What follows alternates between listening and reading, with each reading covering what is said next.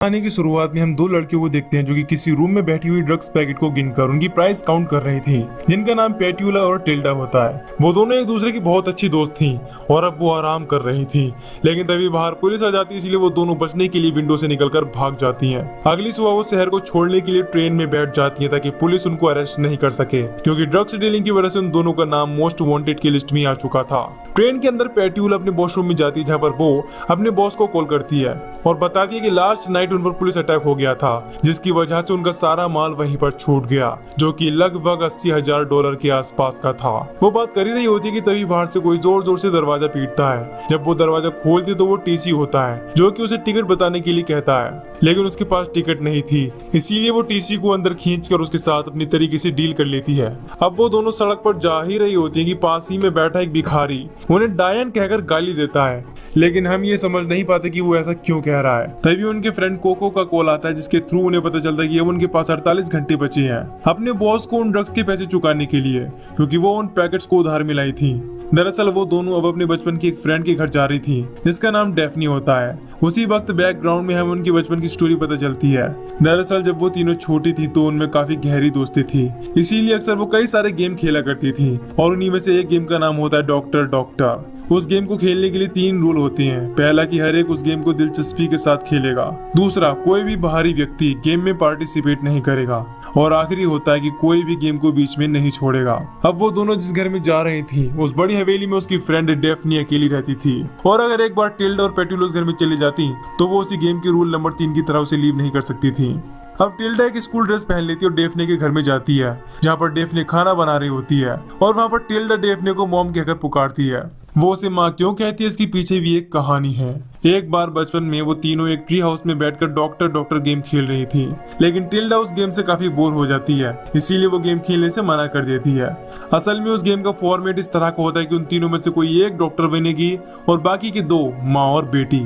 उस गेम में Daphne mother का और पेट्यूला डॉक्टर का रोल लगती है, मगर टिल्डा को अपना कैरेक्टर पसंद नहीं आता, क्योंकि वो डेफनी को अपनी मॉम के रोल में पसंद नहीं करती, और इसी वजह से इन दोनों में झगड़ा हो जाता है, जिस झगड़े में डेफनी ट्री हाउस से नीचे गिरकर बेहोश हो जाती है। हॉस्पिटल ले जाने पर डॉक्टर्स कहते हैं कि इसे दिमाग में गहरी चोट आई है, जिसकी वजह से हो सकता है कि इसके दिमाग सही से काम ना करे। अब इसके बाद कहानी प्रेजेंट टाइम में आती है, जहाँ पर हमें पता चलता है कि डेफनी अब एक साइको है, और उस हादसे के बाद वो उस गेम को यानी डॉक्टर डॉक्टर गेम को रियल मानने लगी, और उसी वजह से वो टिल्डा को अपनी डॉक्टर मानती है। वो टिल्डा को खाना खिलाती है। दरअसल वो दोनों कई वर्षों बाद मिली थी, लेकिन डेफने को ऐसा लगता है कि जैसे टिल्डा अभी अभी स्कूल जाकर आई हो। डेफने के रूल बहुत ज्यादा सख्त थे, इसीलिए वो टिल्डा के गंदे नाखून देखकर उन्हें धोने को कहती है, मगर जब वो नहीं धोती तो वो उन्हें सीजर से काटने लगती है। लेकिन ठीक उसी वक्त बाहर से कोई डोर बेल बजा देता है, और वो पेट्यूला होती है, जो कि एक डॉक्टर बनकर उस घर में आती है। अब यहाँ पर डेफने कहती है कि मेरी डॉक्टर यानी मेरी बेटी को बहुत ज्यादा खांसी हो रही है, इसीलिए पेट्यूला उसका चेकअप करती है, और उसके ट्रीटमेंट के लिए वो उसके घुटने पर एक हैमर मारती है। अब तक जो भी हुआ वो थोड़ा कंफ्यूजिंग है, क्योंकि इसके पीछे की एक वजह है। असल में डेफनी के घर में एक सेफ यानी तिजोरी होती है, जिसमें बहुत सारे पैसे होते हैं। डेफनी एक साइको है, जिसकी वजह से उसे पैसों की बिल्कुल भी कदर नहीं। पेट्यूला और टिल्डा को अगले 48 घंटों में $80,000 का जुगाड़ करना था, जिसकी वजह से वो डेफने के घर में छुपे पैसों को लूटने का प्लान बनाती हैं, और इसी वजह से वो दोनों डॉक्टर और डॉक्टर का रोल कर रही हैं, ताकि कुछ देर उस घर में रहकर तिजोरी के पैसों को लूट सकें। अब डेफनी डॉक्टर के लिए खास रेसिपी लगाती है, वहीं पर वो टिल्डा को बांध देती है ताकि वो खाने को छोड़कर नहीं जा सके।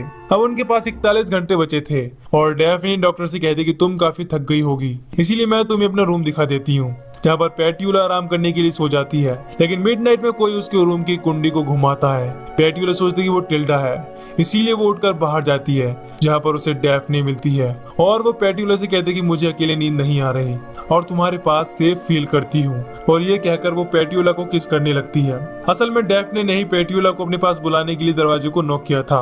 अगली सुबह टिल्डा मेल बॉक्स के पास अपना फोन चेक कर रही होती है, उसी वक्त वहाँ पर पेट्यूला आ जाती है। टिल्डा उसे वहाँ से चलने के लिए कहती है, क्योंकि वो इस साइको के आगे रहकर परेशान हो चुकी है, और उसे ये भी लगता है कि डेफने ने अपने सारे पैसे किसी बैंक में डाल दिए हैं। मगर पेट्यूला कहती है कि हमें थोड़ी और कोशिश करनी चाहिए, क्या पता हमें वो तिजोरी मिल जाए।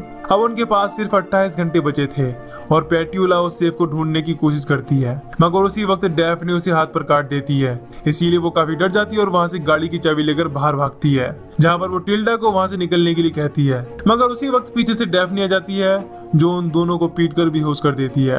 अब इसके बाद सीन चेंज होता है और हम एक डिटेक्टिव को देखते हैं। इसका नाम सीगल होता है, जो कि तैयार होकर अपने घर से गाड़ी लेकर ड्यूटी के लिए निकलता है। उसे टिल्डा और पेट्यूला के ड्रग केस पर छानबीन करने का ऑर्डर मिलता है। दूसरी ओर हम टिल्डा और पेट्यूला को देखते हैं जिन्हें डैफ्ने ने बांध दिया था और वो पूरी तरह से पागल होकर उनसे बात कर रही थी। उसी वक्त कोई दरवाजे पर नॉक करता है और जब डैफ्ने वहां जाकर देखती है तो डिटेक्टिव सीगल होता है। सीगल कहता है कि तुम्हारे पड़ोसियों ने कंप्लेंट की है कि नाइट में तुम्हारे घर से किसी यंग लेडी की चिल्लाने की आवाज आती है। डैफ्ने कहती है कि मैं इस पूरे घर में अकेली रहती हूँ और इस बात से सीगल समझ जाता है कि वो आवाजें क्यों होती हैं। अब वो घर के अंदर आता है जहाँ पर कुछ छानबीन करता है, तब उसे इन तीनों के बचपन की फोटो मिलती है, जिसे देखकर सीगल कहता है कि मैं इन दोनों को जानता हूँ, क्या तुम बता सकते हो कि वो रिसेंटली कहाँ पर हैं? डैफ्ने कहते कि मुझे इनके बारे में कुछ नहीं पता। अब असल में सीगल उन तीनों को इसीलिए जानता है क्योंकि बचपन में हुए उस एक्सीडेंट में सीगल ने ही उन दोनों से पूछताछ की थी और वो उनकी दोस्ती को भी बहुत अच्छी तरह से जानता था। इसीलिए सीगल डैफ्ने से एक बार फिर पूछता है क्योंकि उसे अभी भी शक होता है कि वो दोनों इसी घर में हैं। लेकिन वो गुस्सा हो जाती है जिसकी वजह से वो सीगल से उसकी मिसिंग रिपोर्ट के बारे में बोल देती है।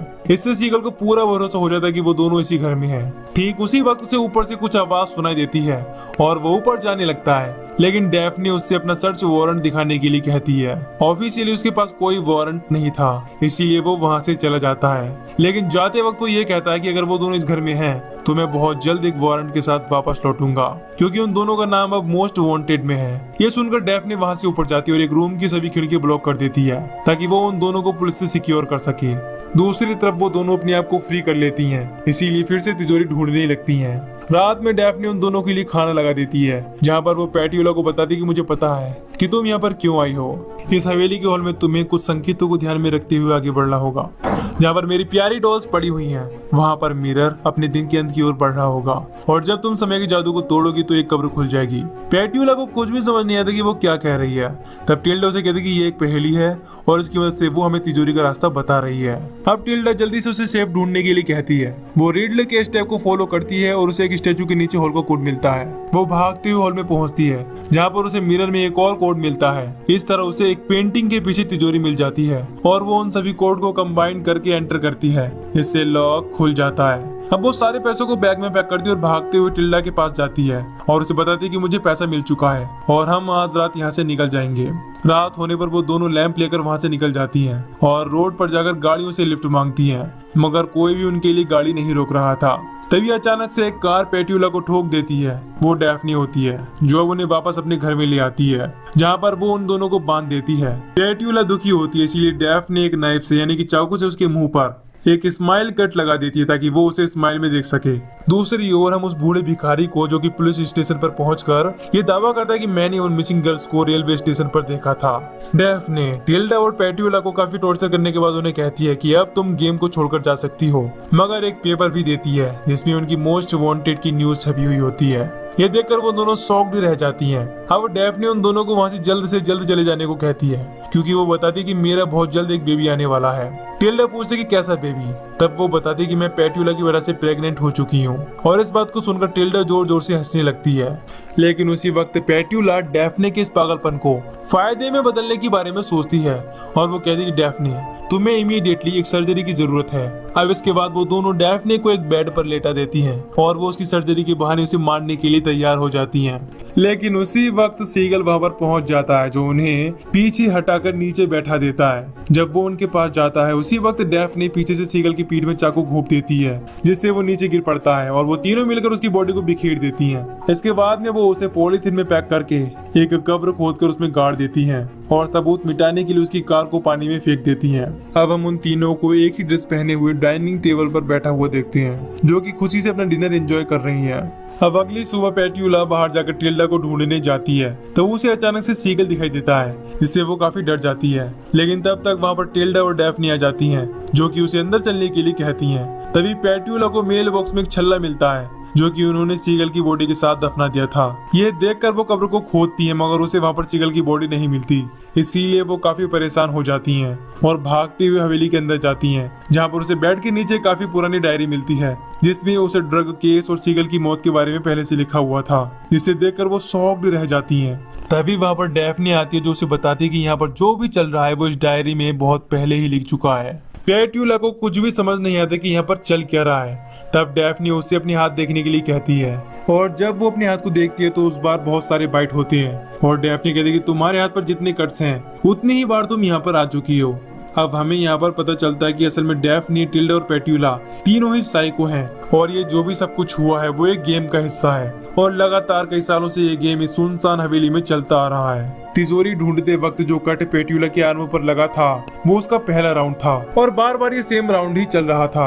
इसीलिए ही पेट्यूला को कवर में सीगल की बॉडी नहीं मिलती, क्योंकि असल दुनिया में सीगल है ही नहीं। वो बस एक क्राइम वर्ल्ड से लिया गया काल्पनिक नाम है और ना ही वो ट्रेन होती है और ना ही सीगल की गाड़ी। उस भिखारी और बड़ी हवेली समेत सब कुछ एक खिलौने का संसार होता है जो इन तीनों पागल लड़कियों ने मिलकर बनाया है। असल में वो तीनों एक कपड़े के बनाए हुए टेंट में बैठी हुई है।